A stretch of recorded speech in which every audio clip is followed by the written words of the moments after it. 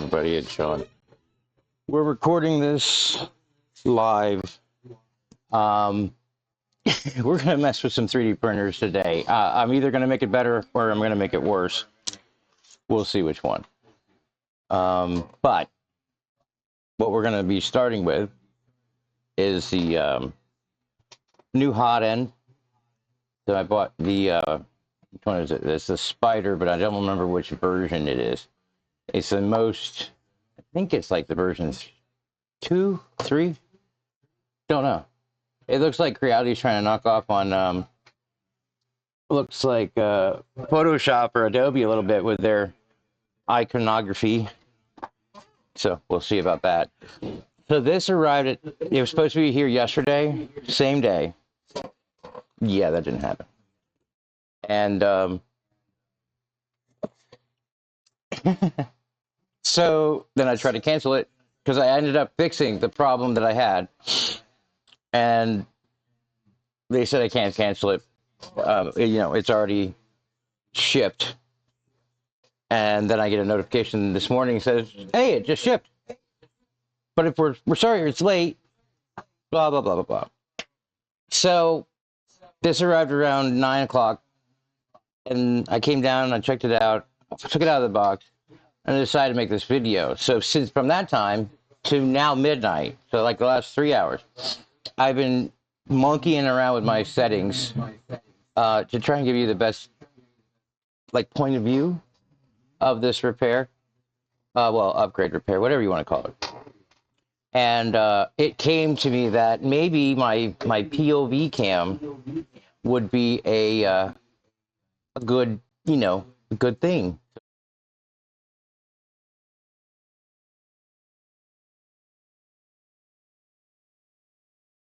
So there we are.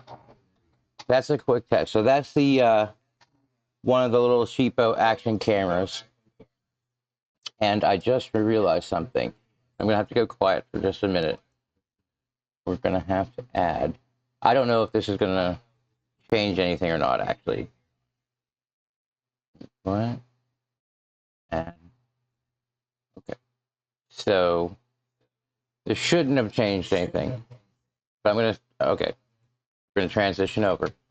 Okay. So this was the idea. We wanted to give you the head right in the thing, POV view, and still have some fairly decent audio. So let me go back to that. So it's it was a bit of work. I tried to set this up wirelessly. That was a whole nother video of how I whatever. What it ended up being, since I couldn't get the wireless, it ended up being solved with electrical tape. Yeah, that's what we do. We get it done. So there was that issue. Then there was the microphone issue because the studio mic just does not reach over there. And it sounded icky. So, yeah, we messed around. We got the headset mic up. So it's going to look weird. But hopefully it'll look and sound good.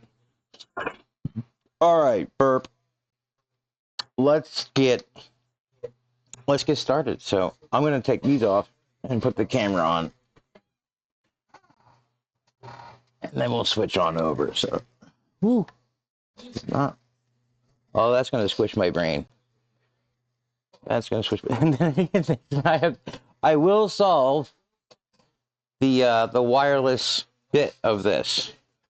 My my initial idea is to 3D print some form that will hold the camera, a light, and then I have to solve the microphone issue. So let's make sure I'm still sending you some sound. I think it's working. Okay, so yeah, I think this looks really silly, but let's switch over to the POV cam and let's see what that's looking like. Hey, that could be worse. Let me give it a little more light. I only have like 8 feet. I have a USB extension cord. So that's how we're able to do this. So let me turn this up a bit. Go to 50. And watch my wires. All right. So I hope you don't get seasick. Digital Life recommends taking some ginger root, before all videos to avoid seasickness. Now, let's see here. I'd love to get my headset off. So let me figure if I can do that out. Okay, because I don't need to hear. The more I listen and I hear even though I'm monitoring the audio, I hear myself speaking, and so then I automatically pause to let myself finish, and there's always a delay. So that's a little weird. So we're going to figure out a better audio solution. But for right now, well, actually, I have figured one out. Stand by.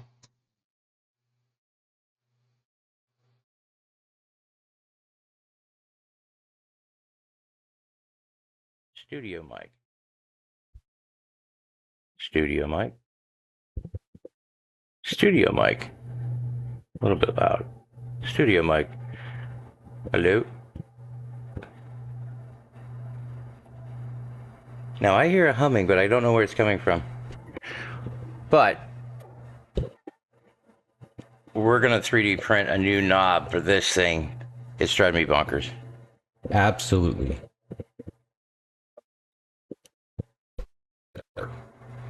Hello? Checkity check. Nope. Checkity check. Yep. It's a top down. Okay.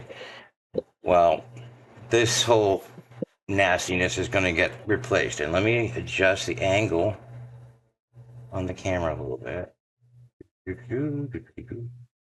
Okay, so mostly good.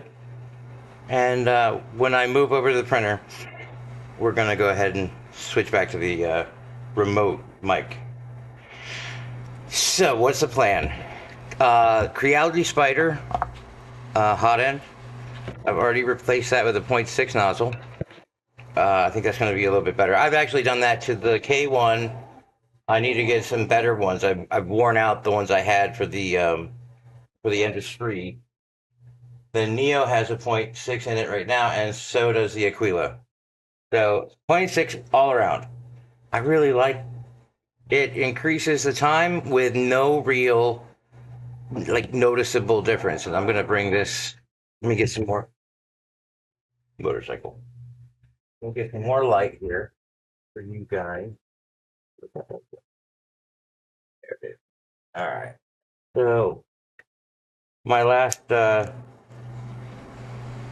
wonderful live broadcast was cut off during the hurricane. Damn it. So, all right. Anyway, this is 0.6 nozzle. And I don't know how well I can get the layer. That actually might not be helping. But I cannot even. I have this at, yeah, it's a 0.6 at 0.36 layer height. And it's really, really nice looking. I don't know what more to say.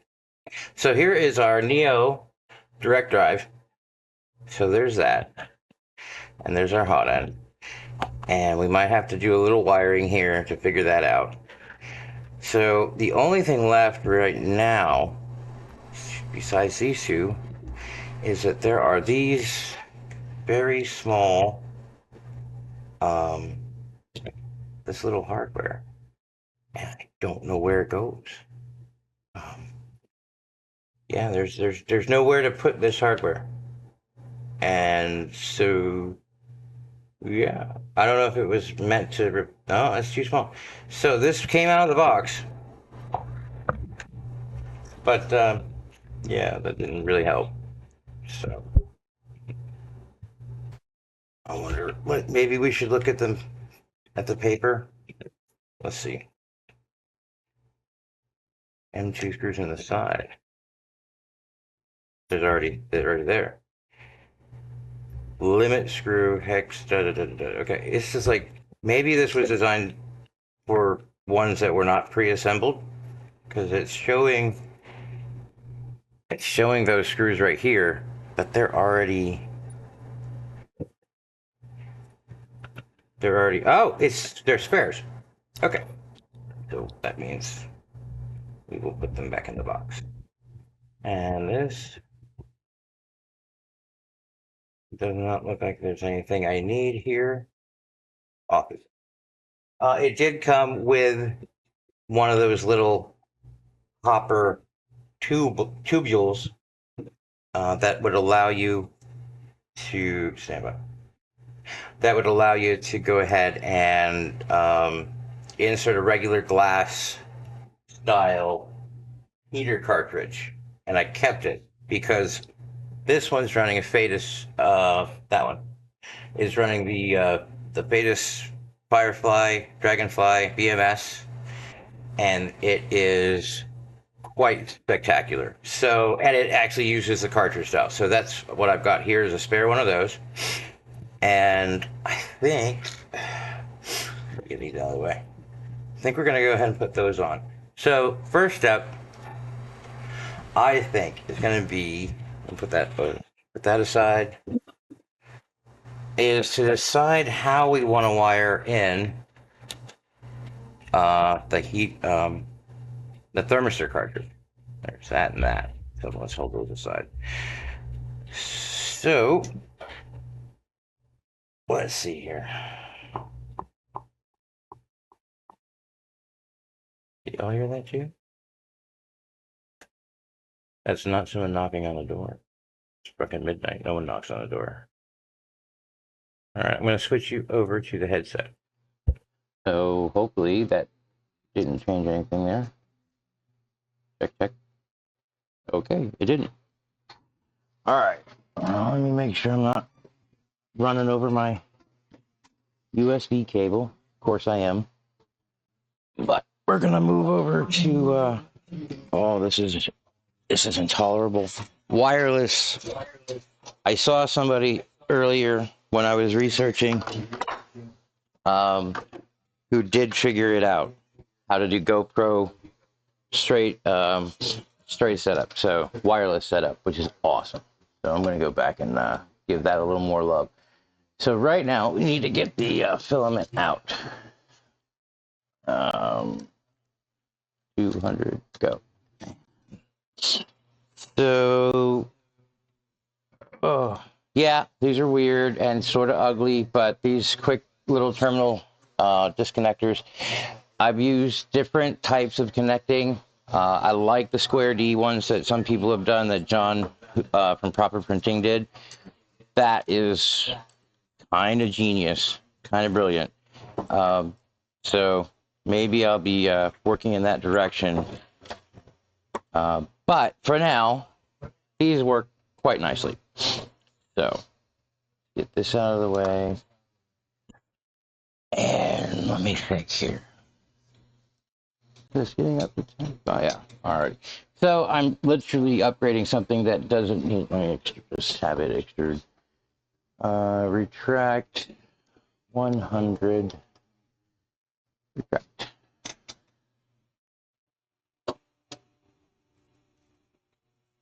Go.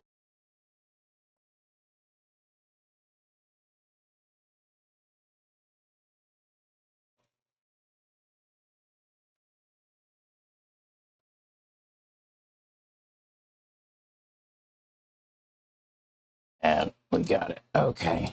So there's that.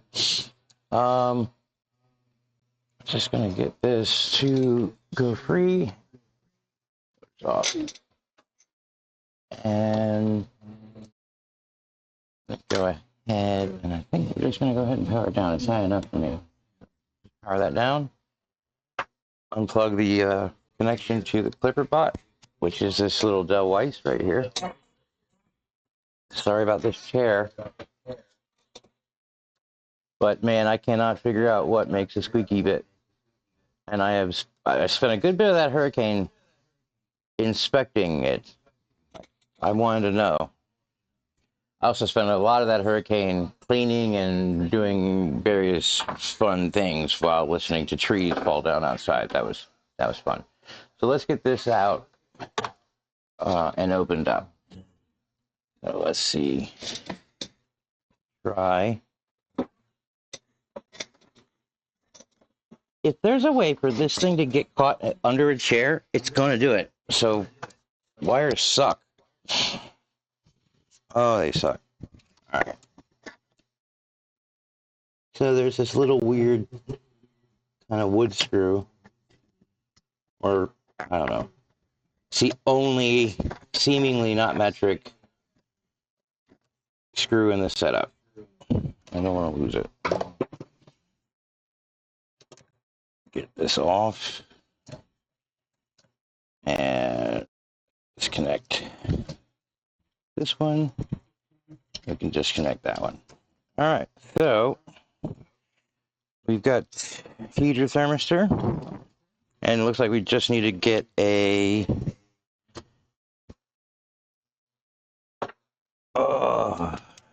one of these, because this whole thing I'm going to keep together and just take it apart as one, so it's ready. And I think I am, you know what, I think I'm going to go ahead and grab all of the packaging out of the trash, because honestly, I literally went through this the other 2 nights ago. I was working, and I had some of the original, very, very beginning spider hot ends from Creality, and God, they suck. Now, the funny thing was, is they worked like a champ until they didn't, and when they stopped, it was unreal.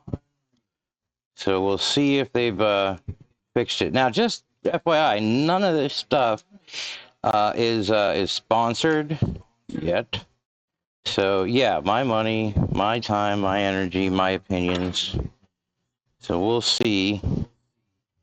I need some more Capricorn tubing. So far, that's okay though. All right. Where's my little electric-y guy? Not that one. Not that. Nope. Not that one. Maybe this one.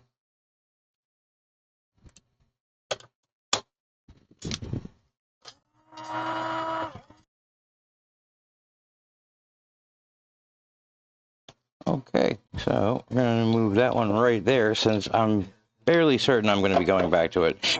I don't know. We'll see. But I literally took this together from spare parts left around, ground this down, cleaned everything up, threw a nozzle on it, and got it working. So it is what it is. And it's functional, and I like the like these pneumatic-y looking tubes. See all this dust on here. Get, go away, dust. We don't like dust. Then this collet like little, system that of these little stupid things. I don't know. These are awful, in my opinion. I hate these. But we'll see. Maybe they'll just decide to work. So what do we need? One, I don't want to lose that connector, quite frankly. So maybe there's a way to save the connector.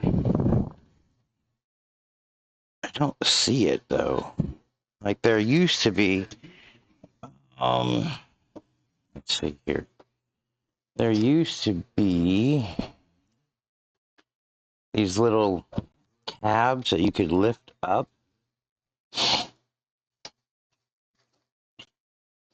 On like JSD ones that are make it a little easier than pushing the pin down and potentially stabbing the shit out of yourself. But we'll see. So decided to record this live instead of actually going live. Because hey, it worked. Sweetness. Let's try that again. All right. So just kind of pushing down on the tab. Not the tab. I am pushing down on the pin, but I'm trying to retract just a little bit. Don't know how I did that. Can we do it twice? because that'd be awesome. Push it forward. Find that little tab on top. Flatten it down. Wiggle it out. Aha! Sweetness. Save this connector. Love it. All right. So now, what do I need? I need this kind. Yeah. All right. Off to the parts buckets. Don't know how many of those I got left, if any. Maybe pirating from somebody. Did we find one? I think is that the last, that's the last two. I think that's the last mail 2 I've got. Yeah, okay. Time to order some more of those, because I only use them. Actually, time to find better connecting methodology for these wires. Now, I love what I've seen on the, what is it, the 3VS3K C51X carbon 4. Like, seriously. Creality and, what are we thinking? Creality and DJI with their naming is pretty close. You know, Mavic 2, Mavic 1, Mavic 3, Mavic 3 Pro, Mavic Air, Mavic Cine Pro, At this point, literally when I bought my Mavic 2 Pro, I actually found a YouTuber who made a very, very nice spreadsheet of all of the drones, prices, and features, so that it was so much easier to compare. I will link to that. Let me bring this over here. You hold that. Got cutters. Got that. And yeah. So anyway, let's see. Anyway, yeah, we're as far as streaming live versus recorded live, I think I just added the third monitor to this system, and this is its first real test. I have seen some glitching on the screen on monitor 1, but for an off-the-shelf, completely unmodded, except for an upgrade in RAM, that's it. And, well, I added 2 more hard drives, 2 little SSDs I had laying around. But really, this is like an off-the-shelf desktop. It's performing quite well. And I put that there. So I need my cutters.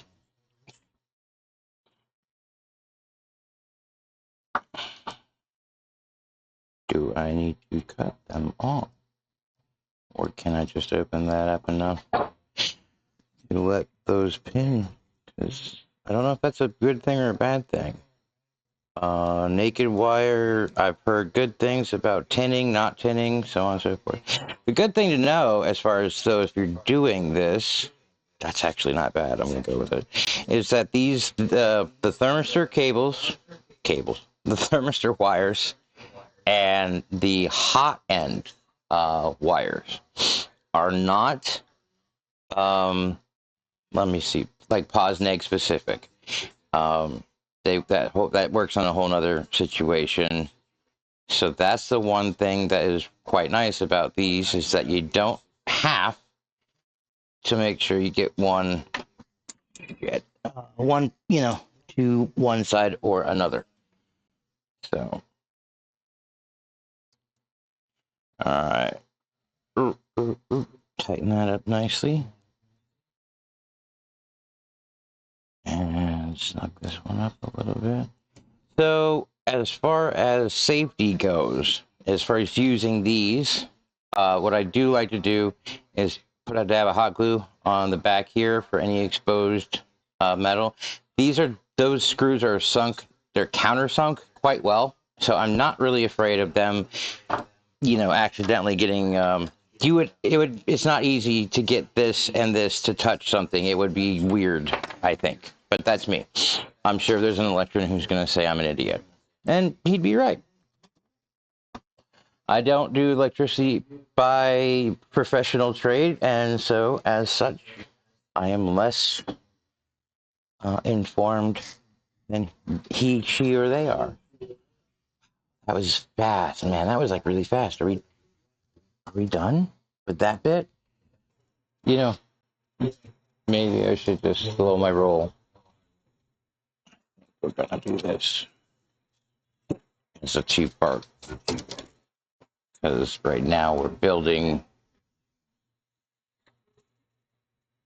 parts that I already thought were going to work. So let's slow that down.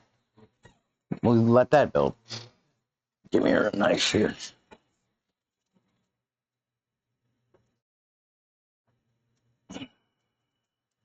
That back up. And the shark bites come this way. They can. Just gonna turn that off. And I need the cartridge. And the cartridge. I had that here. Cartridge. Ah.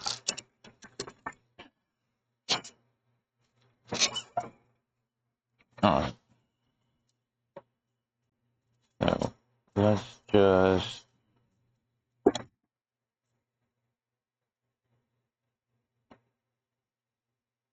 dirty dirty. Let me assemble this.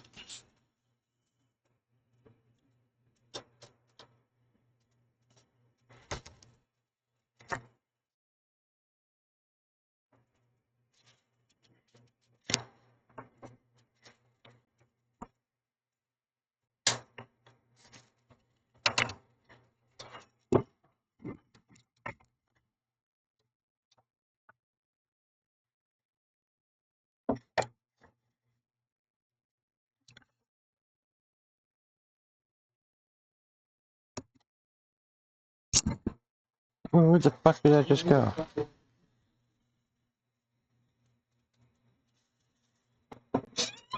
Oh, don't make me look at the playback. Is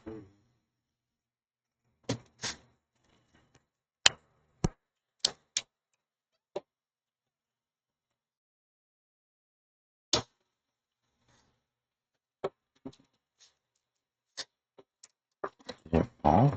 Did it roll?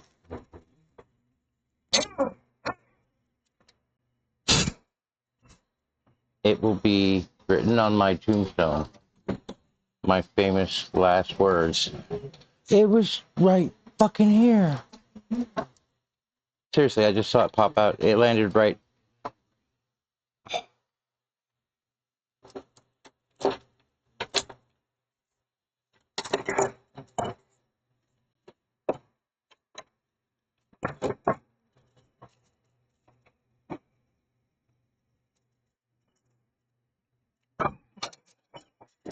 I mean, it's not like I don't have 10,000. Oh, there it is.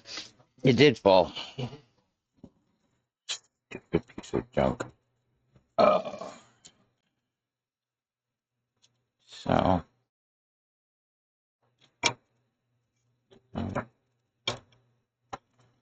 get that started.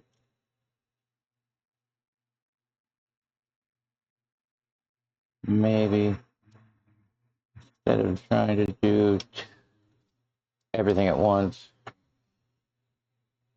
just get a test of this hotend.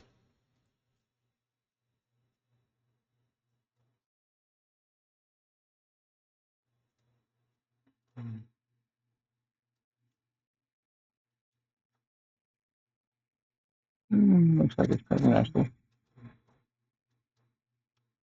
Alright. Okay, so I'm going to put some tunes back on.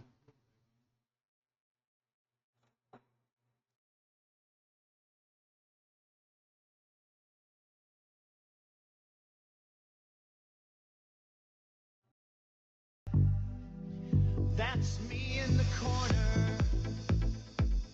That's me in the spotlight, losing my religion, trying to keep up with you, and I don't know if I can do it.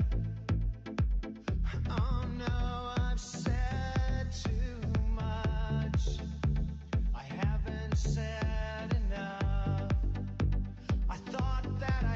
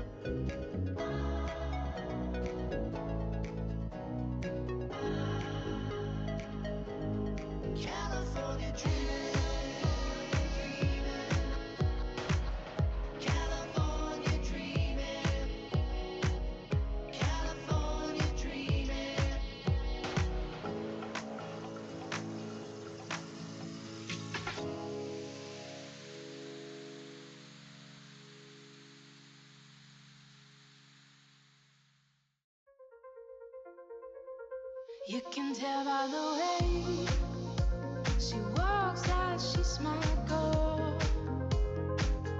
You can tell by the way she talks, she rules the world. You can see in her eyes that no one is her chain. She's my girl.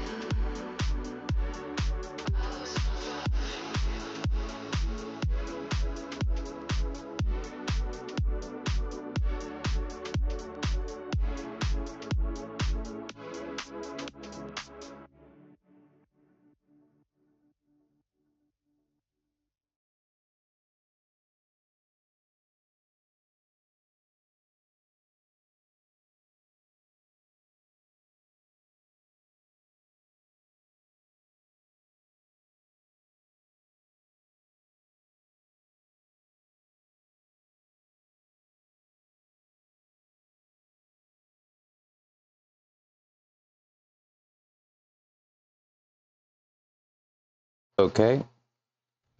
I think my headset's dying. Is it? No, seems to be okay.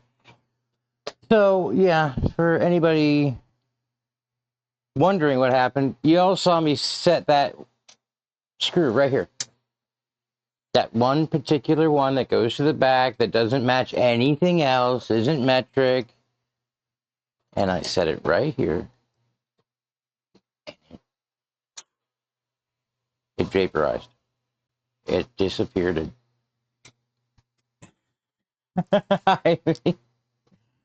So, yeah, I've been doing a little hunting. Hey! Can you believe that? It didn't actually make it to the floor. Hang on. I'm going to show you where it was. POV cam. Okay. POV cam to little frozen. Stand by.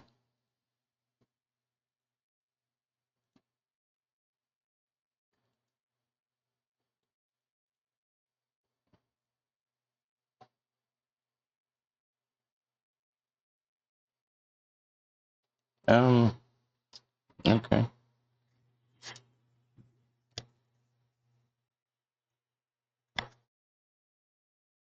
Interesting.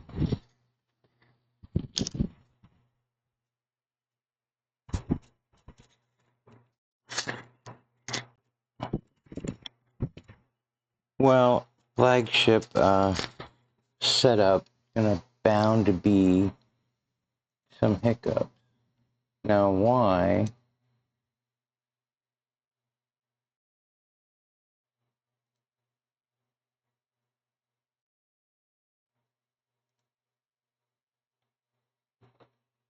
I mean, it's working.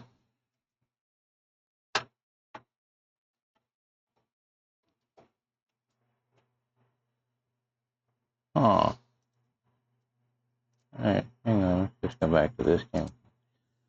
So, what happened to my POV cam? Huh. Think I must have wiggled something. Yep. Found it. Oh, I'm gonna build this wireless setup. It's gonna be so awesome.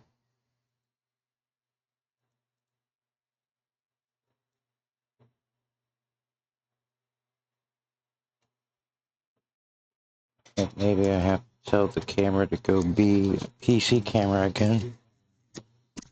Yep.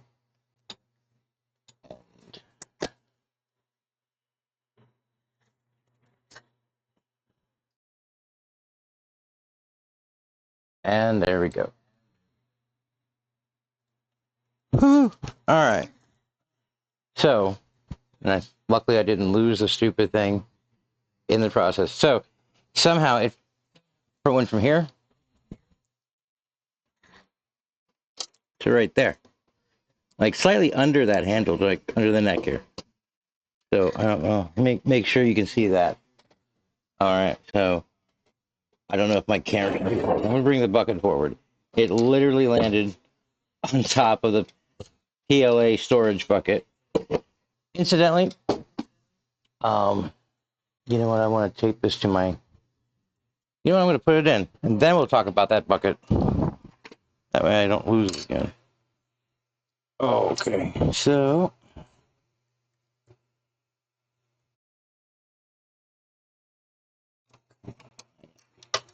Oh. All right, I think that might be right. And of course, it doesn't want to stay that way.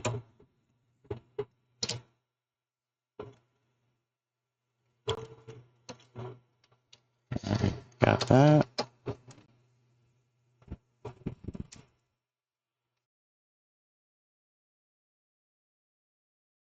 Oh, wow. Not working. Don't fall down, Pet G. I know I've been not nice to you. Okay. That's printing really well. Okay. So we just had hurricanes, Lee, and then Milton, and I can't remember the one before that. So this is how I've been storing my filament for a long time. About a year now, I think. So, all right.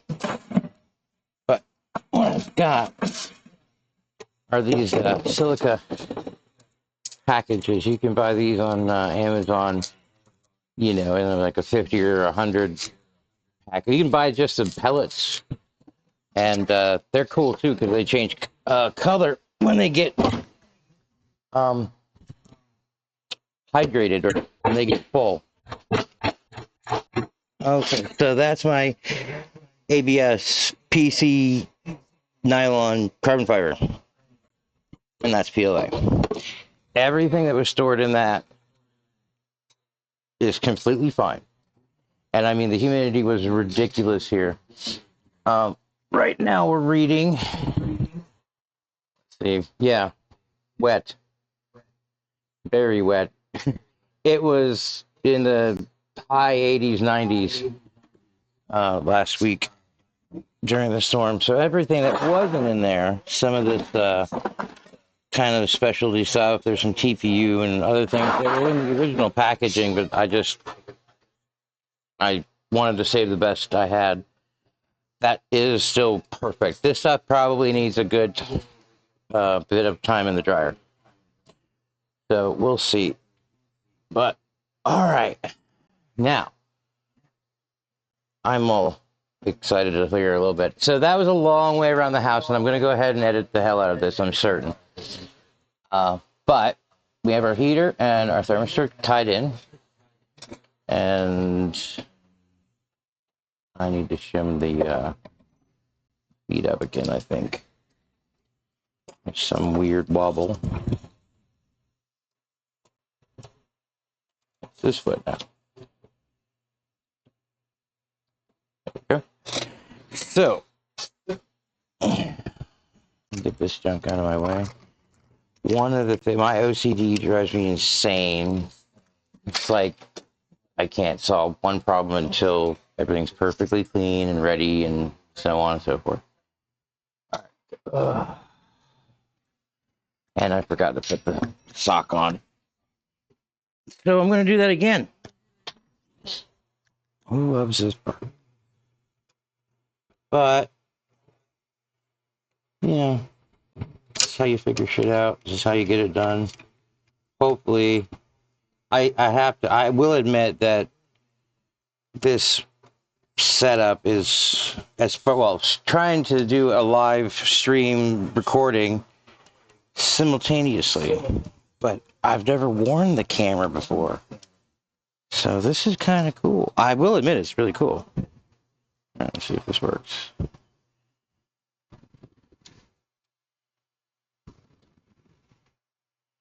I'm doing that right side. Yeah. Okay. So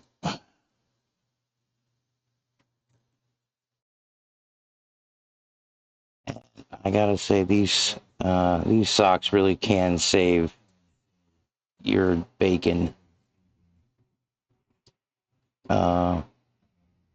If there's a bad, what is stopping my bacon saving stuff here? Oh, I see it. All right. But I've had this guy up to here with Pet G, blue gob, all the way in, completely gummed up the fan. Yeah, it was fucking not funny. It was actually horrible, but a lot of time and chiseling and warming things up with the torches and just pulling crap out. Got it. We recovered it, at least the hot end, and that was the beta. So it's the only reason I went on that adventure. If it had been one of these cheapos, I would have thrown it out the door, you know, in the trash. End of story. All right, so sock is on. Let's tighten this back up, hopefully for the last time. Okay.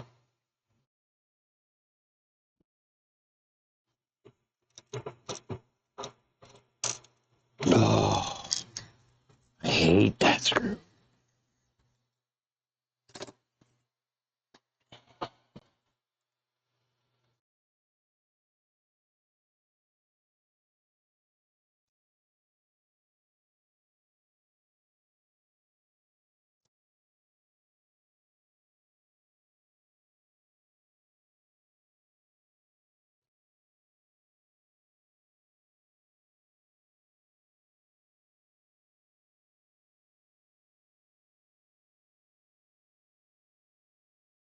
So this project is first, and then I'm gonna build out of those boxes.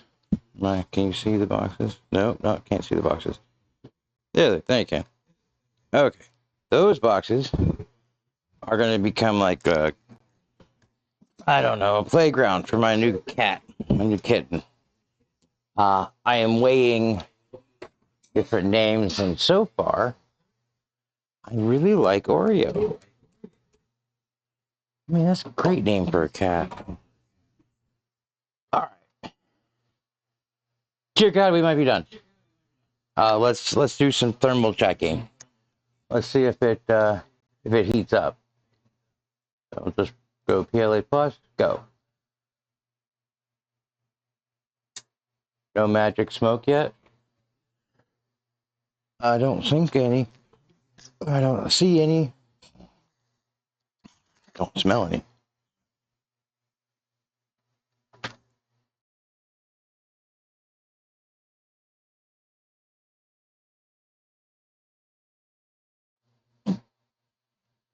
That's warming up.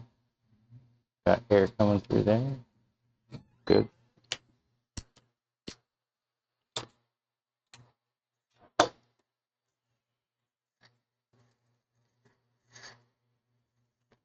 Okay, I'm still calibrating the angle that I'm wearing this camera at so that you can see what I see. I think we're good. Let's do this a little bit. Take a little ceiling out. Don't need that. Okay, should be good.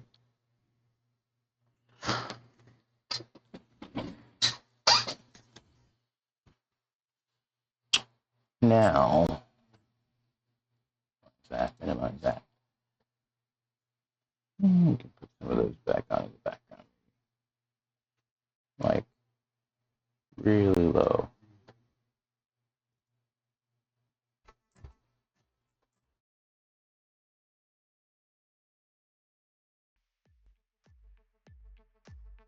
Way in the background. But I don't know that about that. Ooh, is that? Yeah, good song.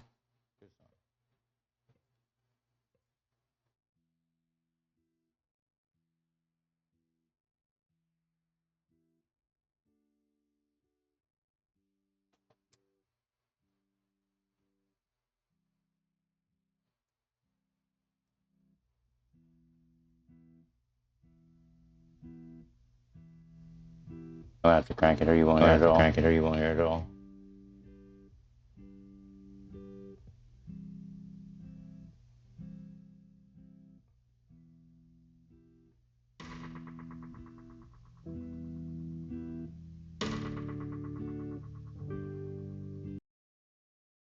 All right. Sorry to say this song is way long, and we don't have the time for that. If I have, because I can't talk while it's playing, or I'll override it. And it's a great song. So it's called Before the Beginning. John Fusicane. I don't know how to say his name. Fusicanti, I think. Okay, so back to why you're here. Printer is holding temperature.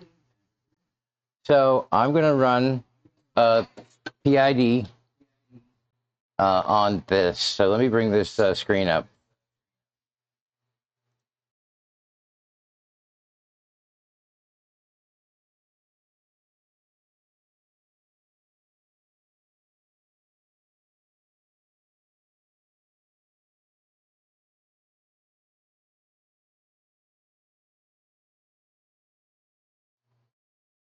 Okay.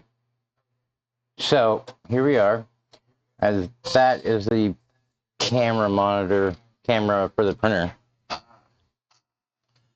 you're seeing it watching me, blah, blah, blah. So PID tuning in Clipper, not horribly difficult. I can put some links down, but basically PID underscore calibrate space heater equals extruder space target equal whatever temperature you want. So I'm going to go ahead with this. I'm just going to let it do its thing.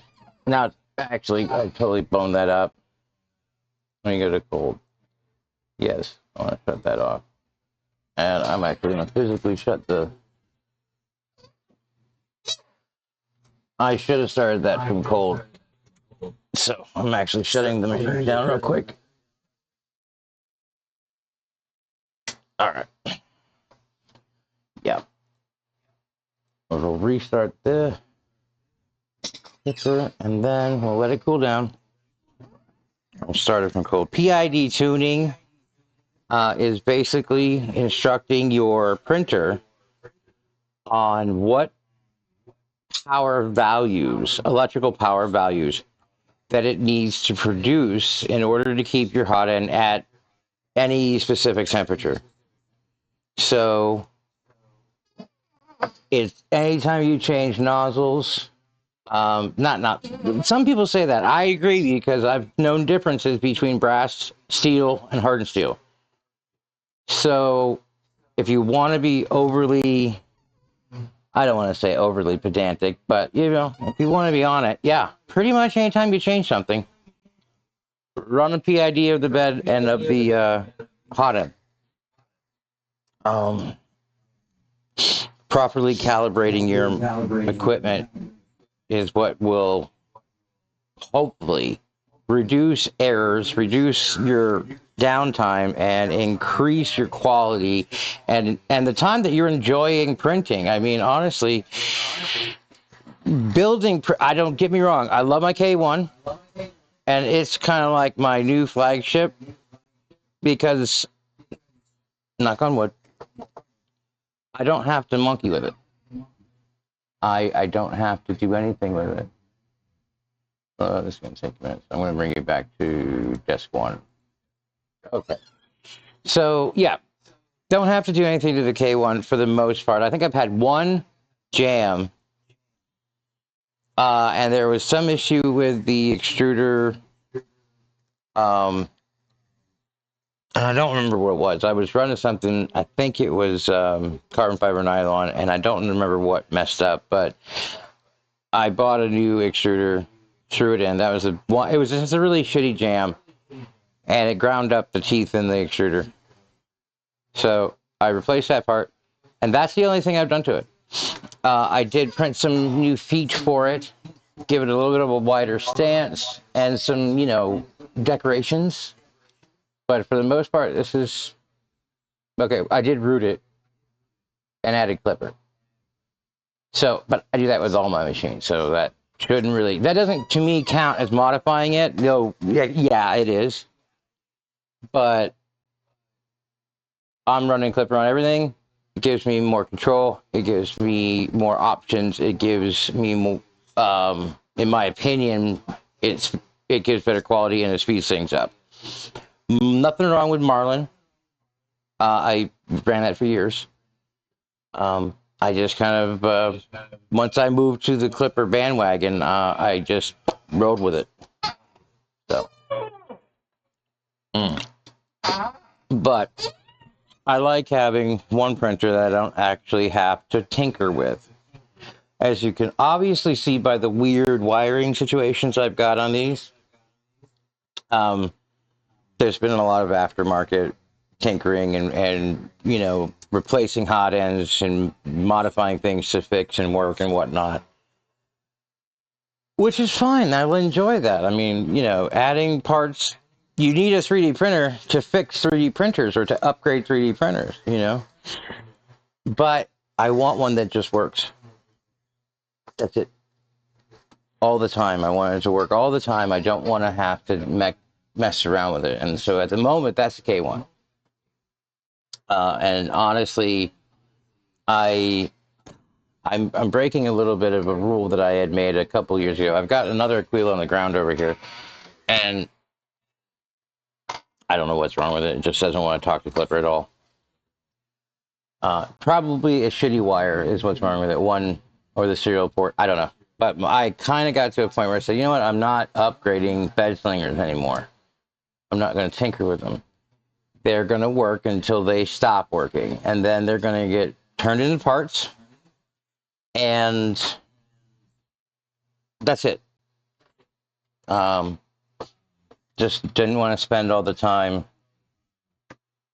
trying to spend more money on what, God, Ender3v2, this one, first gen, whatever, of that model. I can't remember, was that 21 or 20 or 19? I don't even know. I could look it up, but who cares? Point is it was an old design. It is an old design. These are on eBay for under $100. And you can go to like specific places. One I go to is Unrepaired. Let me see if I can find this guy for you, actually, because it's pretty good. Unrepaired. That's not him. I'm actually, seriously, I'm going to show you. Let me go to the other screen here. That's one of them.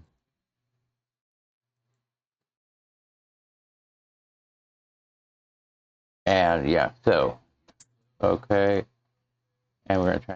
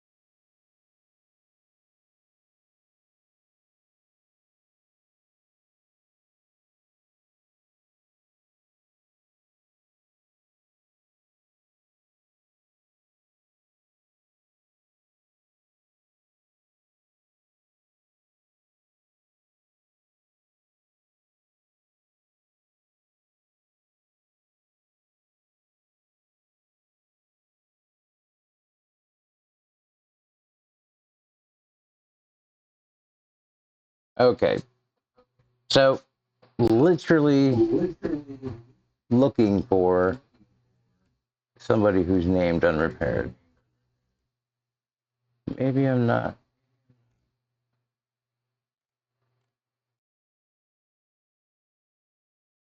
Check. Sobel's one too, so I'll just use him as an example. That's fine. So let's just go to.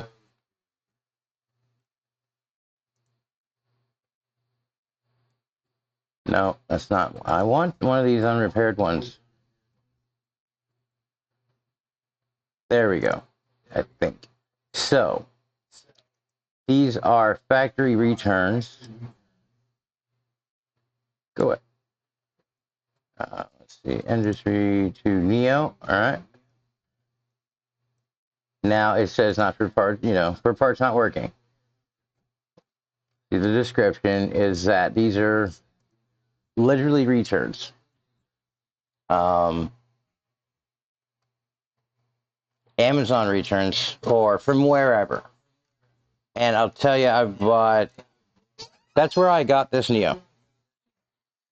And I can't even remember what I paid for it. I think it was $65. No, it was 55. And it was missing one. Stand by. It was missing one. Let's see if I have it here. Oh, no, pardon me. The, on the y-axis, the back stepper motor, the blade on the end stop switch had popped off. Okay, so this is, you buy a little kit of those um, on Amazon or eBay or wherever for $10. You get like 3 or 4 of them. And so, or you could just rip it off another printer if you happen to have it. It was just the blade. The switch actually worked. So theoretically, I could have just got a flat piece of metal, did a little bending and twisting, and, it would have been fine. Point is, I replaced the end stop switch. Done. So $200+ printer for $50 and an end stop switch.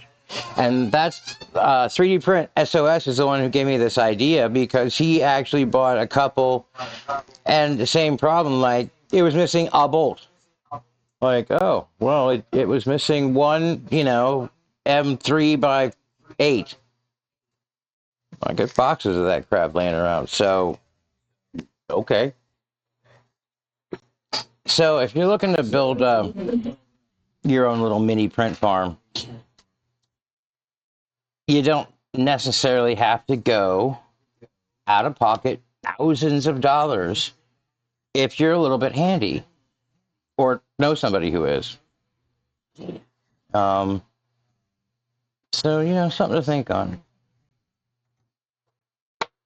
All right. I think let me switch you over to printer.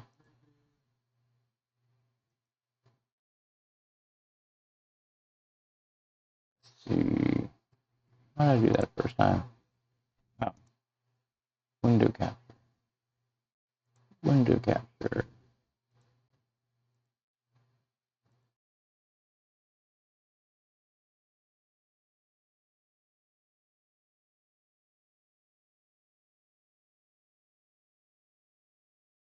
There we go. All right. Transition. So we're going to run our PID tuning, target at 210, which is PLA, I do 220, PET-G 240, ABS 260, so on. So depending on the machine will determine, or the machine and what I actually use it for. So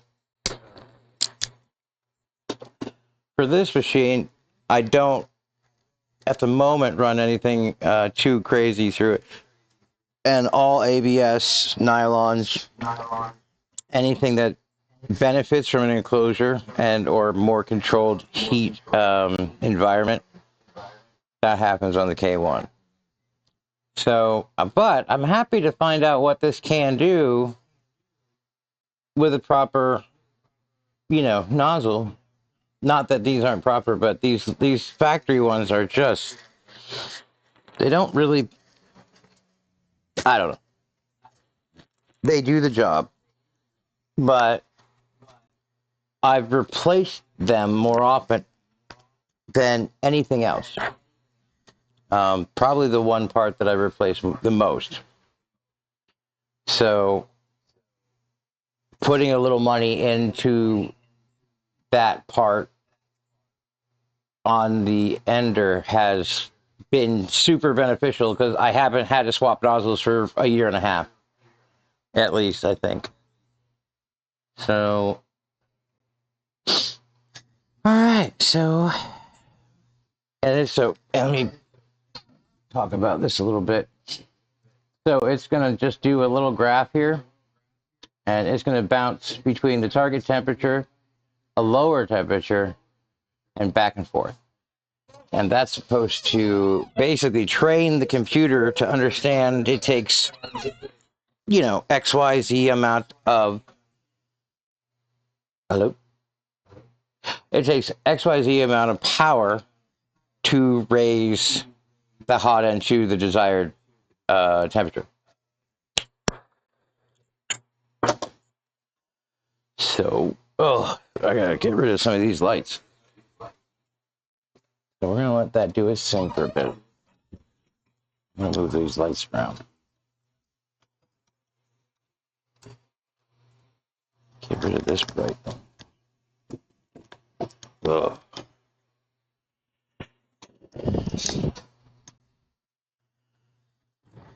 Alright, so new hot end.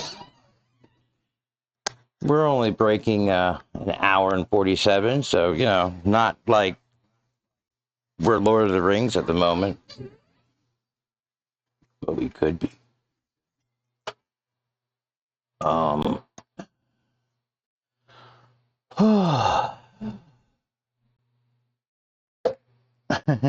veggie part's just finished. So, yeah, that last 47 minutes was worth it. Switch it over here, take a look what it took. What did it take?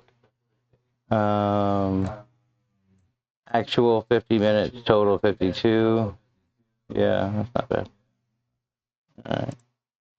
Back to the Neo. Okay. Save config. Restart. And okay, so now I'm gonna do the bed. Come on. There we go. Once you type a command into the console seems to pretty much remember a certain number of them. So, kind of nice because you can just go to the arrow keys and just keep hitting up or down until you find the command you need.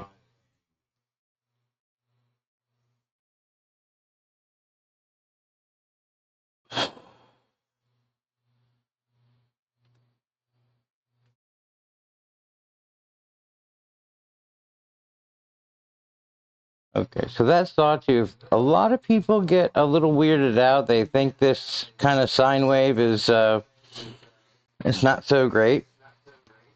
But again, it was intentionally learning that if this is the same when you're running a print and you're going 10 degrees over, under. Yeah, I can. This is why you might see that when you're running your actual print and it's, you know, bouncing 5 or 10 over and then dropping 5 or 10 under, which is clogged city and a total nightmare. All right. Let me close that up. And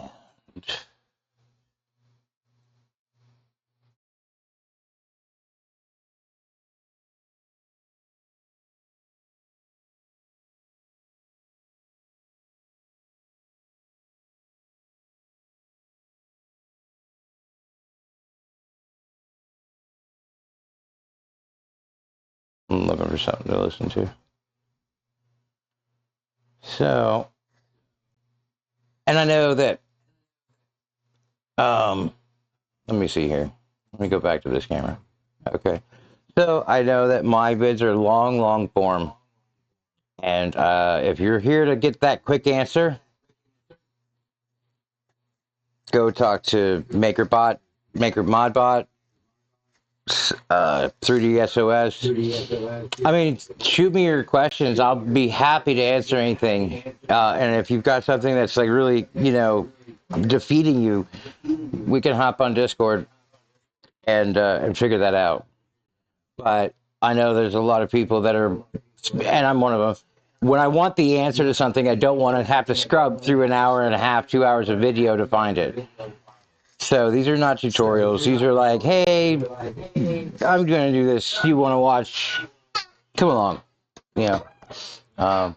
But yeah, if we start doing some more of these and actually going live with them, let me get this squishing my brain. Stand by.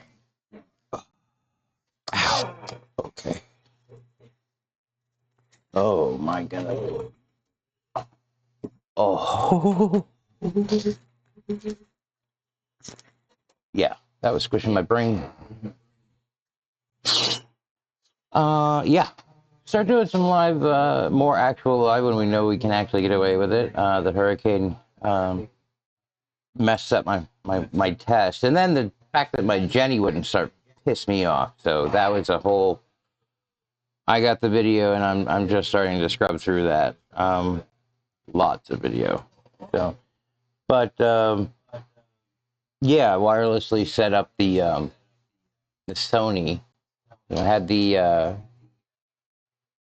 let's see, I had the Canon right here, and then I had the Sony wireless like Wi-Fi setup, which I thought was awesome. 'Cause then I could go walk around and poke out different doors and windows and look and kind of show what was going to happen. And then without a whole hell of a lot of wind, out goes the power. Which is actually on my channel. I haven't even unlisted that one yet. It's me just talking about getting the stream started and setting everything up. And about 20 minutes in, 30 minutes in, the storm just chucks it. So, but yeah, we're gonna do some, hopefully do some more live stuff. I'm looking forward to that. See what it does. So far, this seems to be working pretty well. Once I figure out how to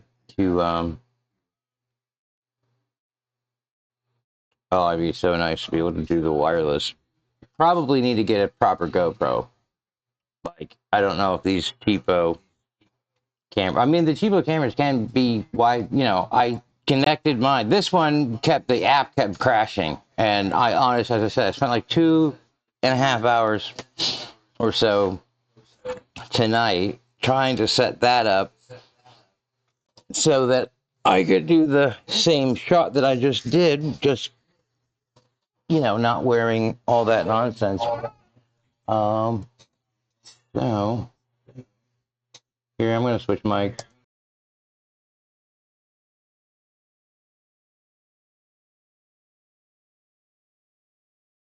Okay, is that better?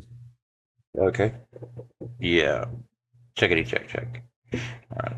Got to print a new tightening knob or gut that one and put an insert in it because this just kind of limp dicks around and I don't like that. Anyway, we're pretty close to the bed. So used to my sorry, my little crappy white wired lob here is totally spoiling me. I honestly don't know. I'm sure this one sounds better, but we'll see. Let's.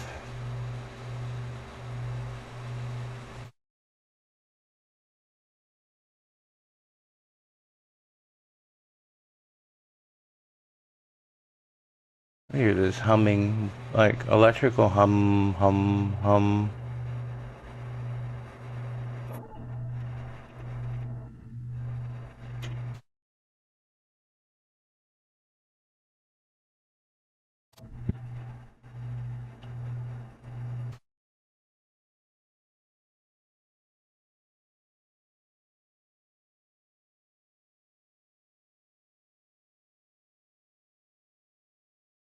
Oh, I think it's my ceiling fan upstairs. Yeah, that's gotta be what it is.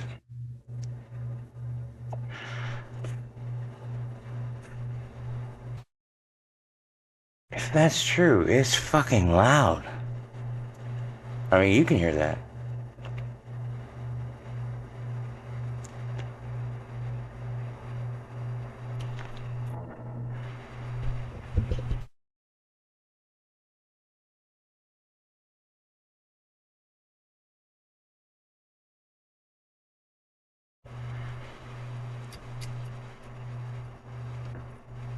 Okay, that's weird. All right. Are we done?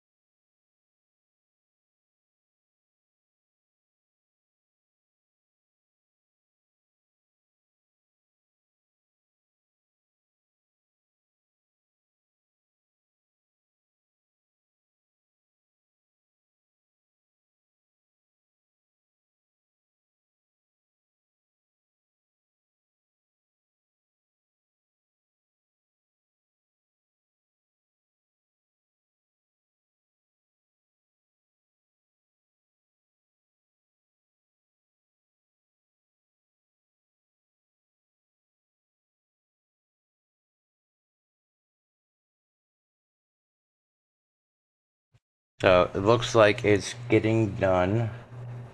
It's already done 4 out of the 5 peaks. So it should be giving me the confirm restart save config message here. I'm just gonna start putting things away a little bit.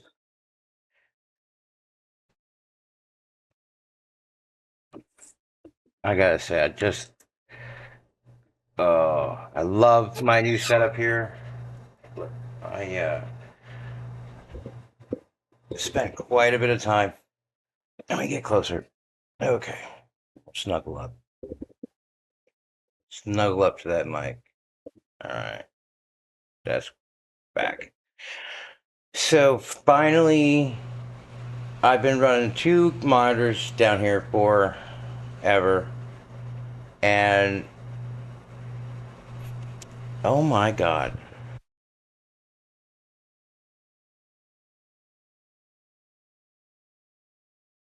I'm hearing that humming sound is driving me bonkers.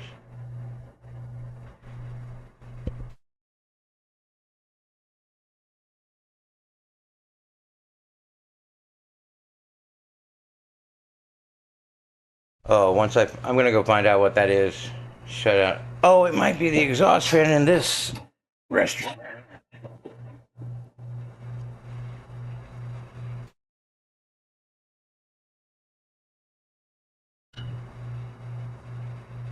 Nope.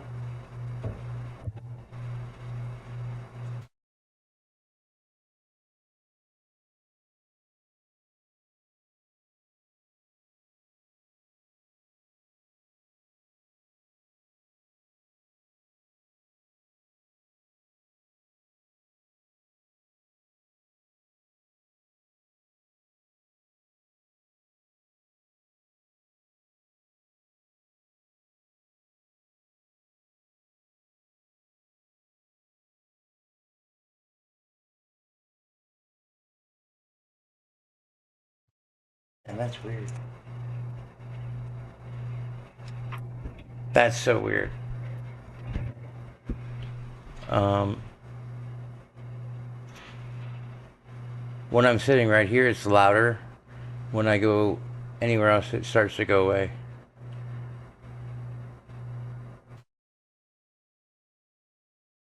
Okay, we've got our save config.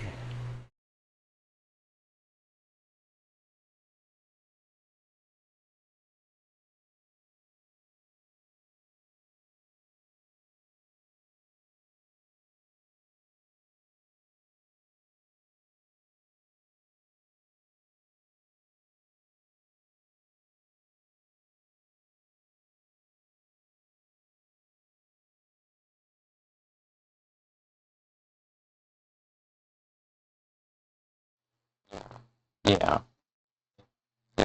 So, oh god, that's awful. How about now? Better? A little bit?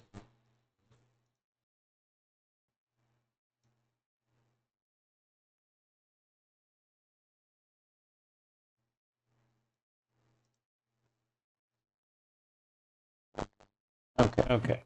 Let's try that. All right. So, everything to do with Clipper, as far as when you're getting started, you're going to learn that it's all about the configuration file. Let me bring it up here. So, don't get frightened by these, okay? It automatically saves backup, and it just keeps renaming them. So mainsail config, moonraker, so on and so forth, whatever. But point is that these are all backups. This is the main file, and this is what dictates everything that goes on with your clipperized printer.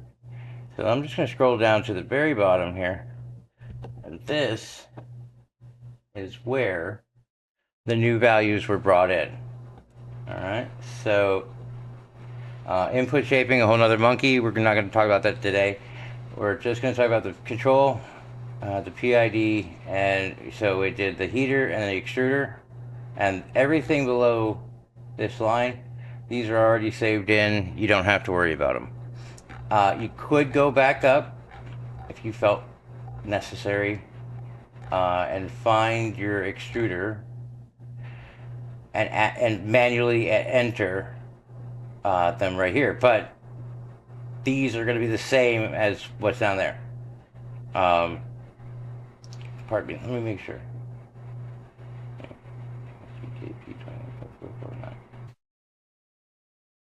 Okay, no.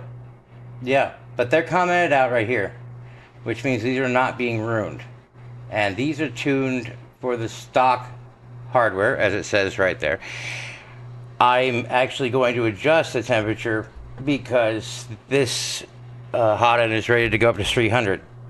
So let me go to, where's the damn, there it is, max temp. I'm gonna make that 300 and then go up to save restart. Every time you make a change, you have to save and restart. If you make a change and you don't save restart, it will not take effect. It'll just not happen. And whatever value you edited will revert to the one it was before you opened that file for whatever project. So, what's next?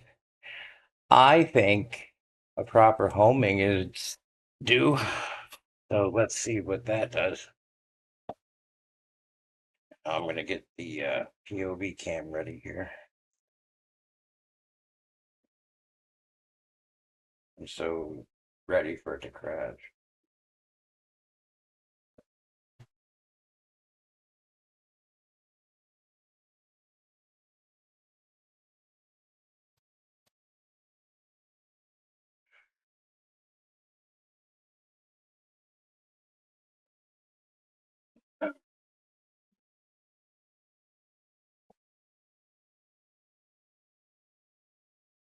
Okay.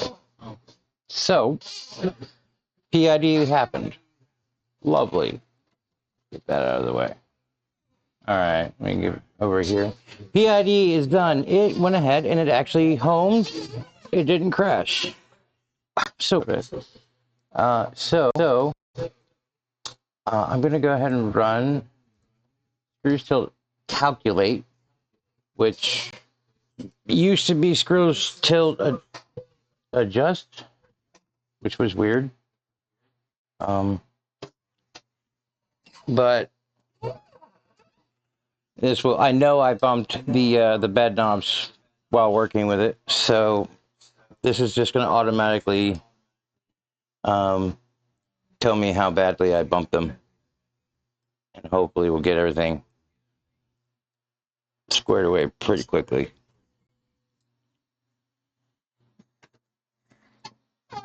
Oh.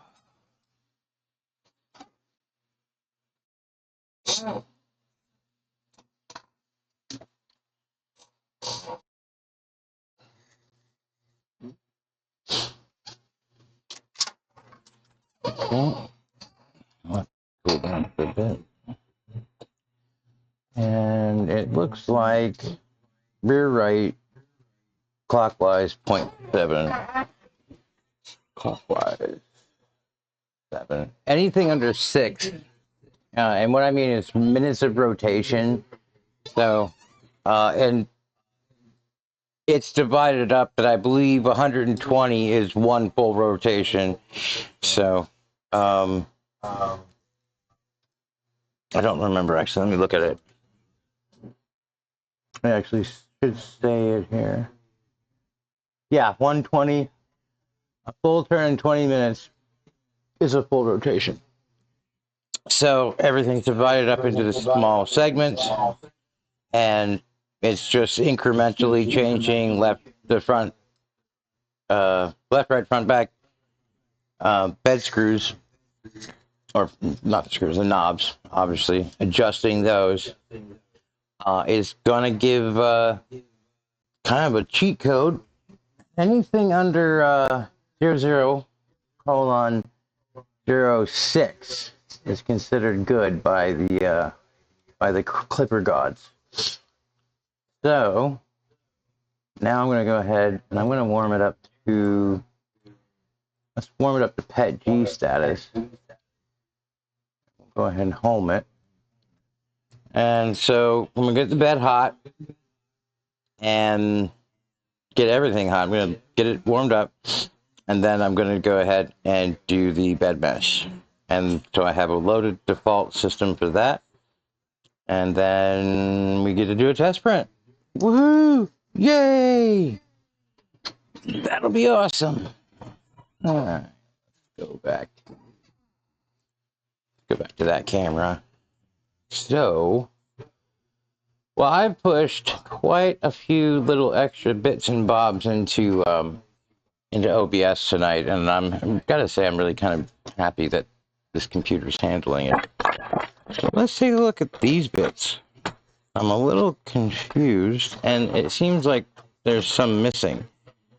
But what is the? I'm wondering where the designer's head was at. That's all I'm saying. Like, because that doesn't look, you know, anything like a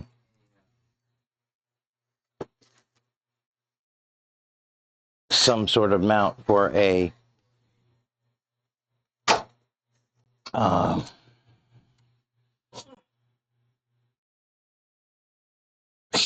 for a stepper motor. I mean, seriously, and there's markings on these, like, I'm not even kidding, and there's no way that any camera on Earth will pick it up, but one, this is, like, way too thin, and secondly, there are markings for this to be bolted, like, so either there's some mess up going on in, yeah, like, that's supposed to bolt like this. There are 1, 2, 3, yeah, there's 4 bolt holes right here, so that's supposed to bolt together. But let me get these up here so you can understand how tiny these are, how thin. You see that? So obviously these are too thin. That's probably the right thickness. Very strange. So, and then we have more that are supposed to, are they supposed to bolt on? Yeah, they are. They're supposed to bolt on. That is so weird, man. I'm going to have to go, you know, send some, again, bolted together. With what? I mean, I've got some 0.0 or what, 1.25 mils, and they wouldn't fit this. That's weird. Honestly, I don't know. What I do know is that I'm glad I used old material to test this, because this is it's no bueno. Okay, so we're up to temp and homed. Let me send you over there. And so now, what we're going to do,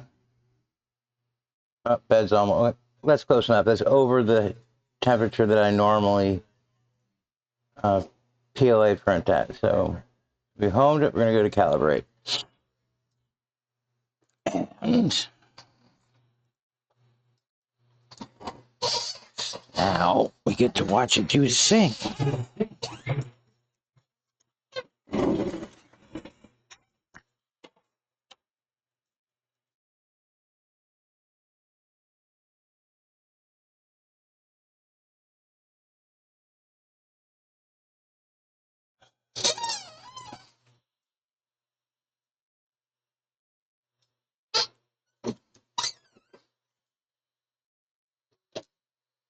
I gotta fix that jumpy bit or whatever it's doing right there.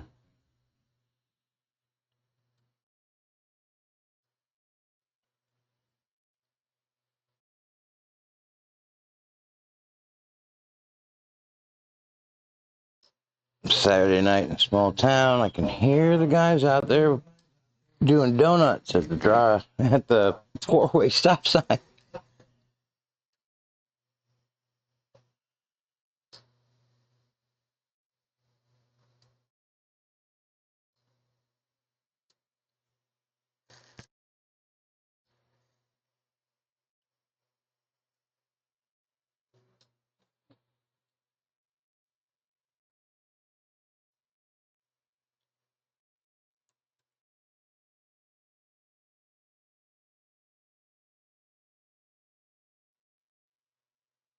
Ugh.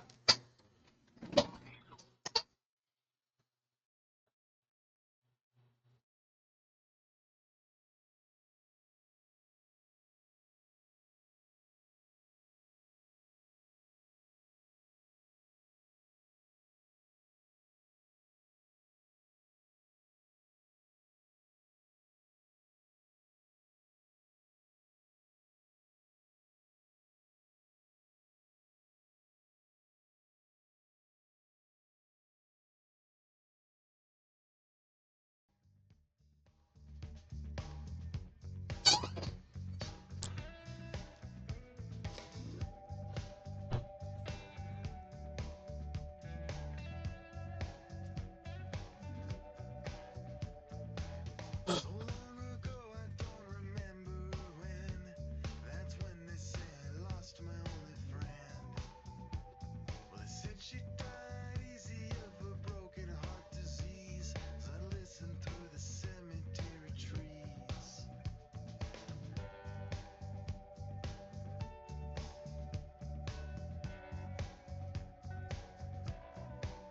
I seen the sun coming up at the funeral at dawn of the long broken arm of human law.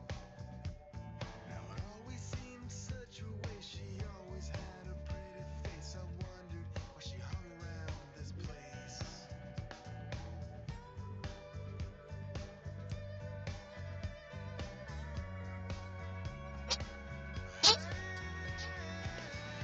Come on, try to live. Nothing is forever. There's got to be something better than in the middle. Me and Cinderella put it all together. We can drive it home with one headlight.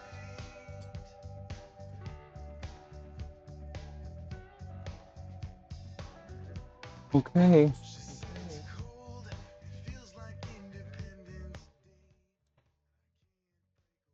So, yeah, bed's fuckered. But we've mapped it. Save config.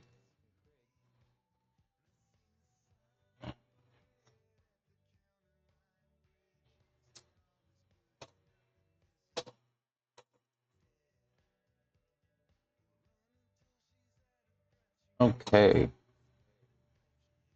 Go back home. And that should be it. So let me go preset PLA. And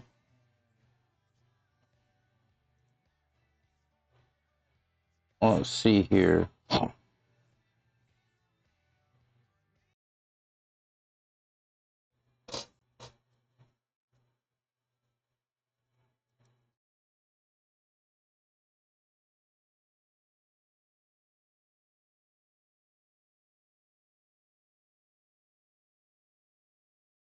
And get rid of this. And let's grab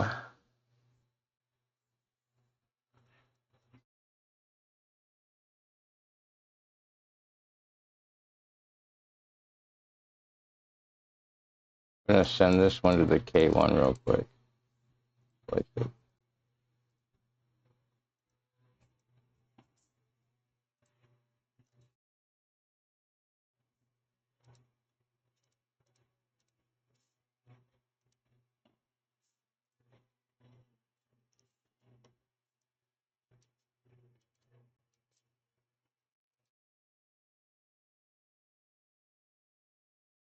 Seems kind of slow even. Oh, I know why.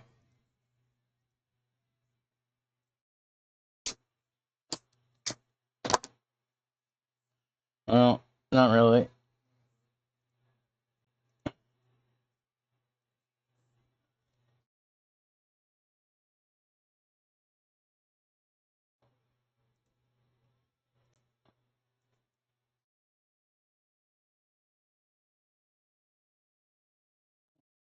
Let's try.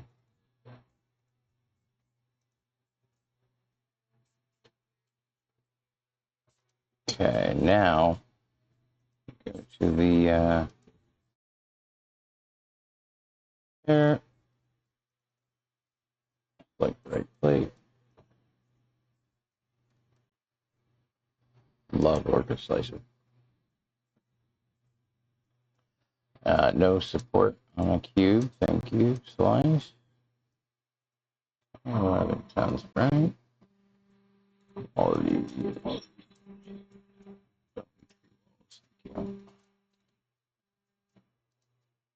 Speed, we're gonna go with default. I'm just gonna go with 2 slow layers at the bottom. Back to 50%.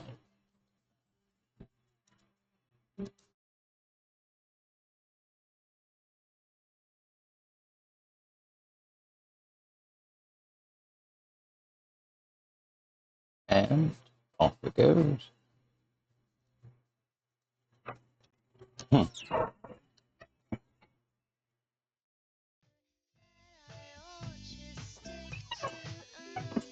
That's gonna tell me I needed a helmet.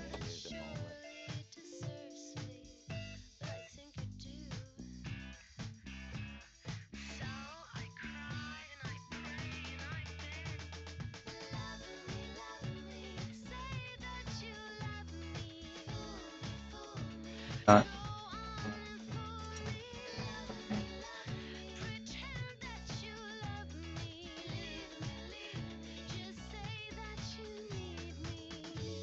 So the next step is whether or not to do the direct drive. I love direct drive. It seems to work really well, especially for anything like GPU, which I'm printing more of lately.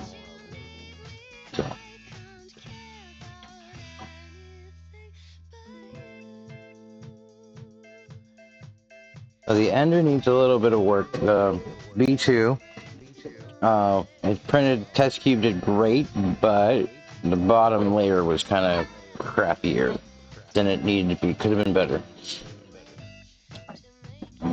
Might as well clean that while we're here.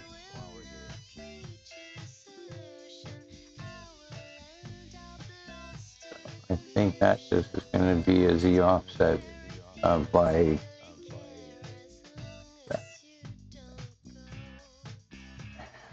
We'll run a test print. Just for a note, I have a feeler gauge, and I've been testing these out at let's see, 0.010.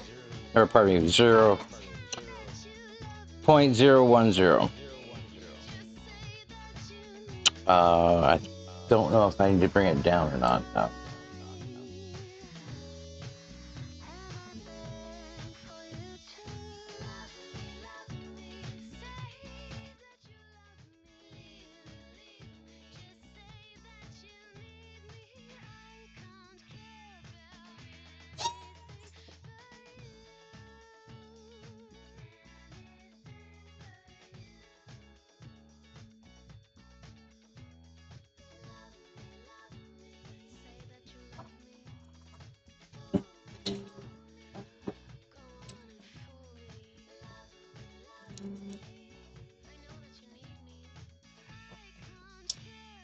Oh, I need to design that knob.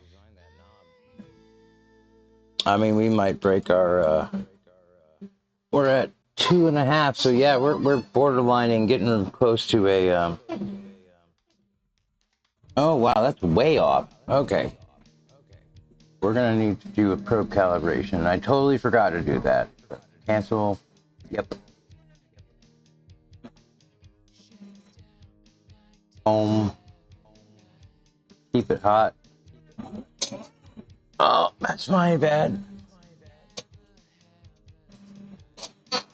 Let's get over here and do that.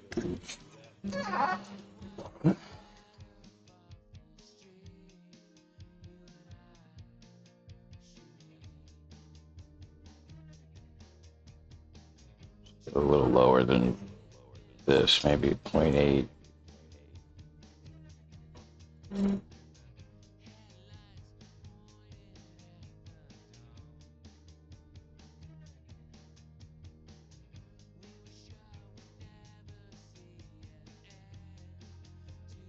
We'll do 0.9.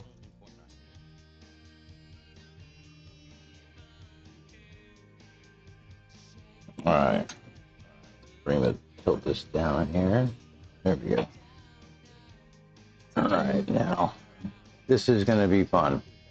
So, tool, probe calibrate.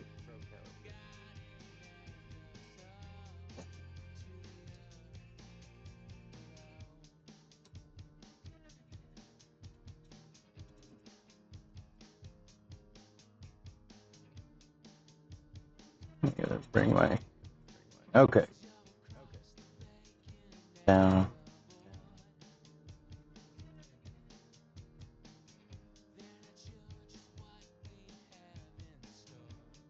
They're like right close to it.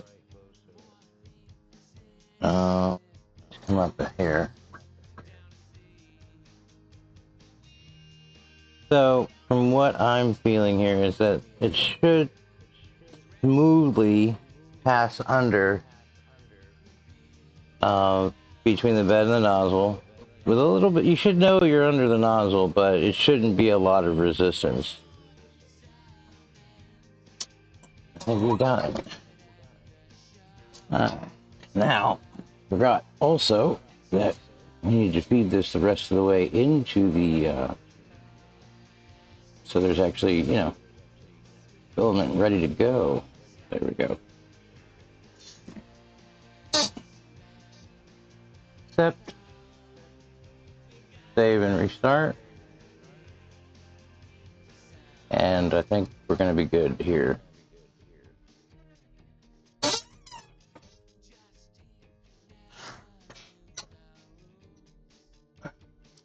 Moment.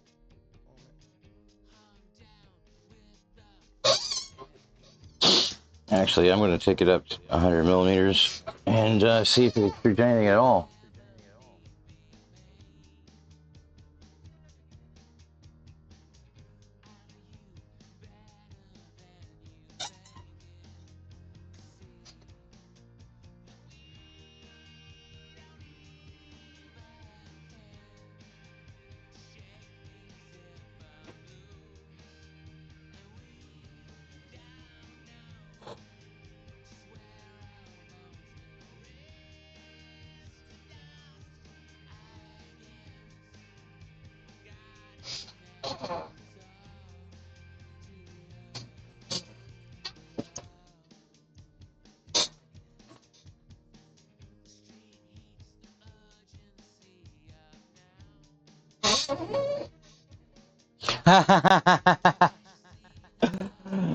Somebody out there knows what I did wrong. I just remembered that I didn't reconnect the extruder motor. So that's why I didn't do anything. It's probably gonna jump in as soon as I make these connect.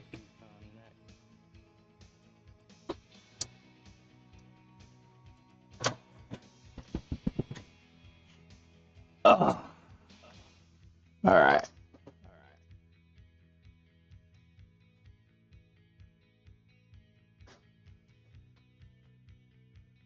Uh-oh. Why is it not?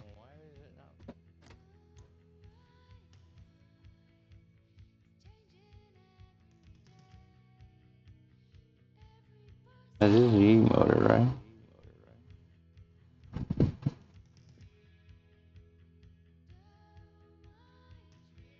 I mean, I didn't unplug any other damn motor. That's the E motor.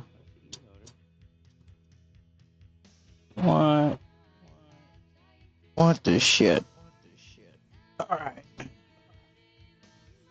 Oh, it's just, Now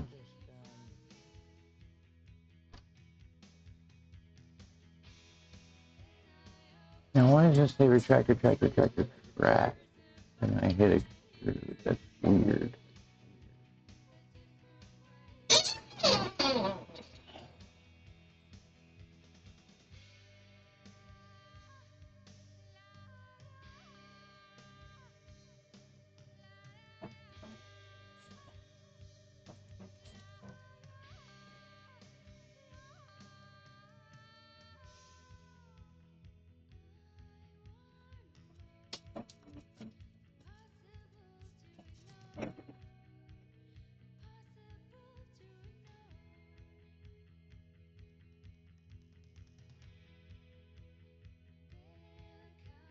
What the shit? Okay, do I have a totally new fucking problem now? Seriously, this was just fine. Now it's not.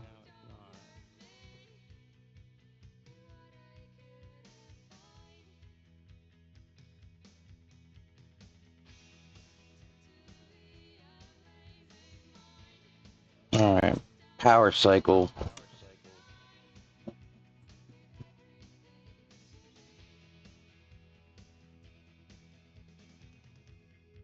Oh, something got wiggled. No, because I haven't had to gut this thing yet. Alright, so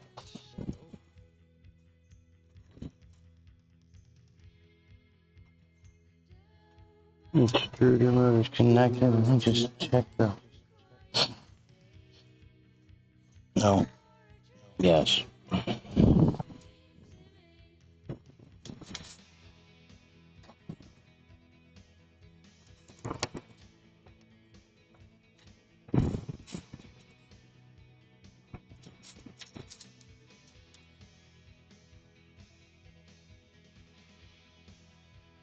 Now, interesting, we have two extruders because I was working on the upgrade. So, if neither of them spin, or probably not extruders, those are. But I do have a motor I could swap out. Right there. As it is shut down, MCU. Now, MCU does seem to play a continuous role in this. There it goes. Okay. Now, I know it won't extrude if it's under temperature. So,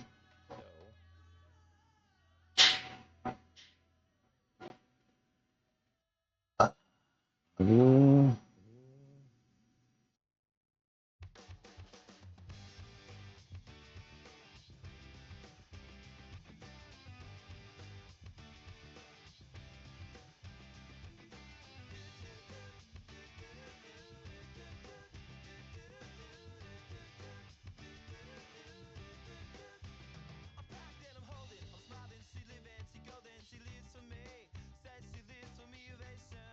oh, it's moving.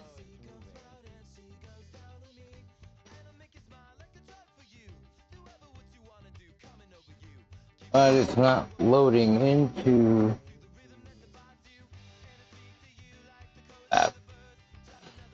I hate these call it ones. They don't direct filament very well. So, I'm just going to have to make the end very sharp. Let me bring it back over to POV. So,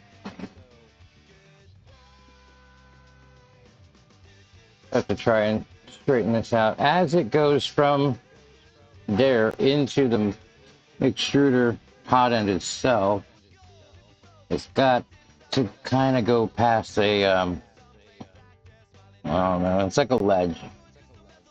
And It's just got to hit it perfect. Let's try to do that bit manually. There we go. All right. Get our turner back on. And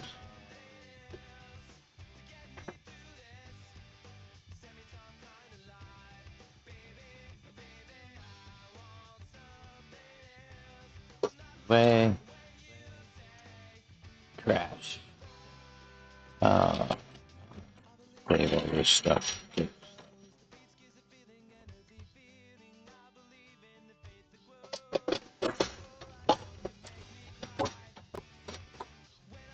Box all the rest of this up here in a moment.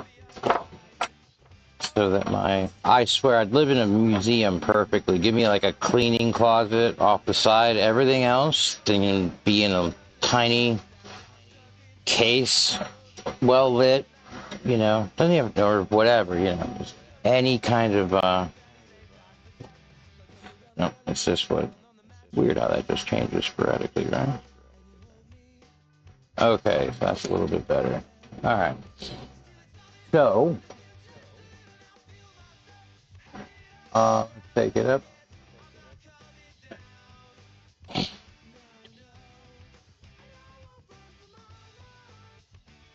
Nose.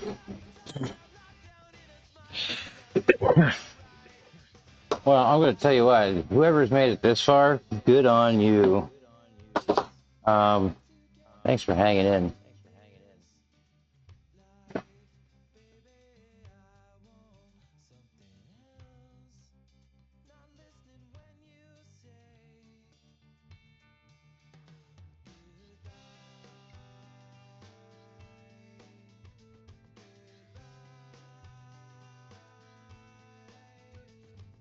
Okay, now we need to do that temp. We're going to hit extrude. There it goes.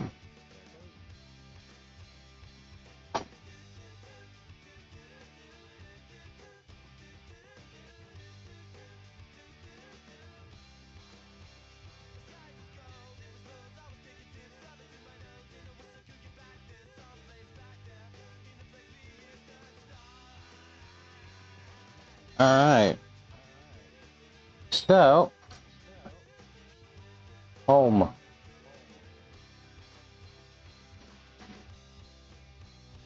And in classic printer fashion, we will be doing a third take, I think. Ooh, good song.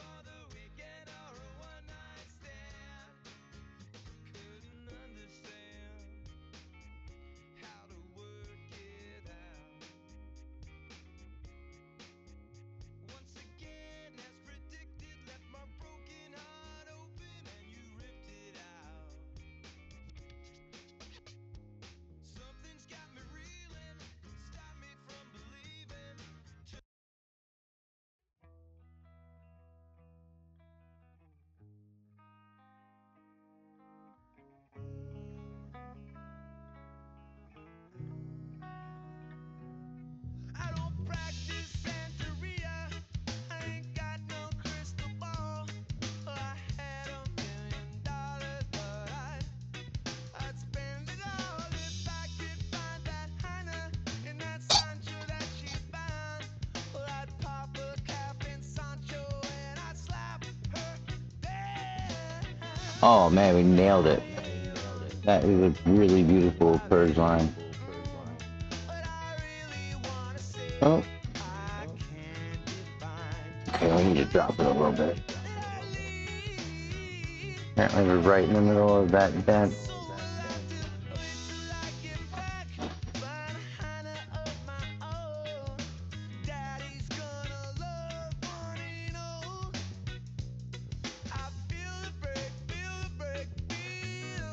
That's looking better. live it up. Oh yeah. Well, I swear that I really wanna know. Baby, what I really wanna say, I can't define that love, Man, baby. that really does look good. My soul will have to. Hmm.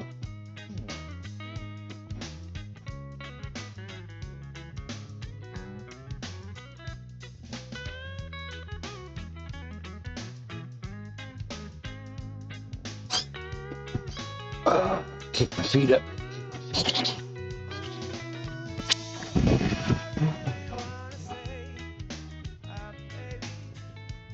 What I really wanna say is I've got mine, and I'll make it. Yes, I'm coming up.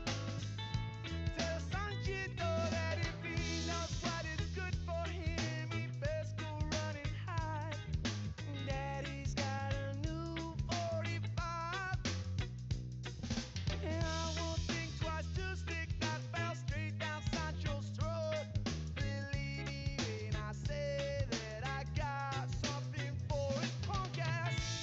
What I really wanna know, baby, what I really wanna say is there's just one way back, and I'll Hmm. make it, yeah. My soul will have to wait. Probably check the one. Yeah, you're just making me proud, buddy.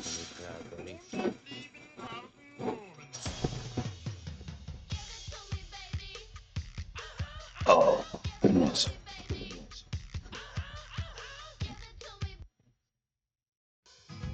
That's better.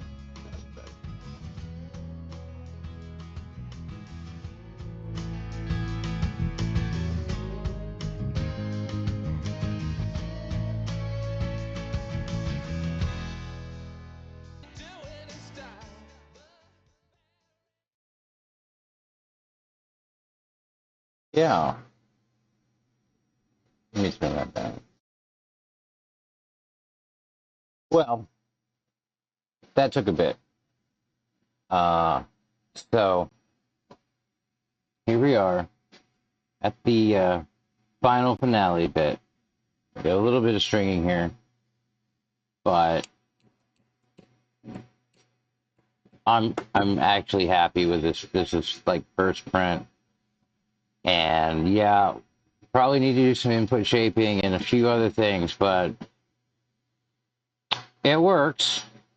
There's looks like there's some Z banding going on or something, but I'm happy with it. So here's to the longest, by far, longest nozzle up or extruder upgrade video ever. I don't know that I really was going for that distinction, but you know, yeah. But you know, that's as I said, we're just chilling. Um, and I like doing things in real time. I'm trying to steer things. I like the POV. Honestly, this talking head shit is for the birds. We could sit here and do that all day. That's great. I mean, if we're having a Zoom call or whatever. But if I'm working on something, I want you to be able to see what I'm actually working on, and I'm hoping that that was accomplished. So we'll see. I'm going to be refining, obviously, the tech and the technique, the technology and the technique, to hopefully get that done. But I'm going to call this a very successful first test of the POV. It's just, I just can't get over walking around with all the wires. It's pretty funny. I know it makes me look like a complete fool, makes me think of Doc in Back to the Future with all the wacky shit he was wearing in some of his different scenes. He comes sticking out his head, and he's got like a chandelier, not a chandelier, a colander on his head with all kinds of springs sticking out of it. And on that note, it is about 3 o'clock here. And so I'm going to go get a sandwich and a shower and a nap.